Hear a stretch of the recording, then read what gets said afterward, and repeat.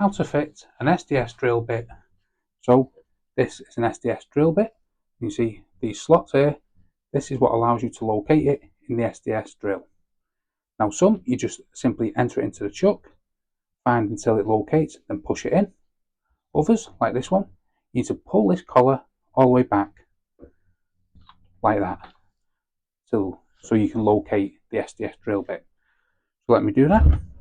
So pull all that collar all the way back like that, hold it in place all the way back, locate the drill bit like that, see how that went in, release the collar. Now it will have back and forth. This is what allows the SDS drill bit and the SDS drill to work together to give you a lot of hammer motion and get through tough material. However, it should not pull out when you pull it, just forward and back. Now to release it and take it out, you need to pull that collar all the way back again. So pull that all the way back, then it simply comes out like that.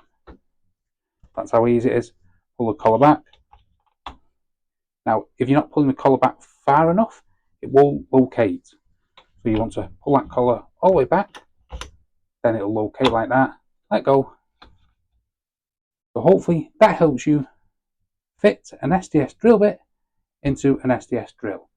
If it does, smash the like, smash the subscribe, and thanks for watching.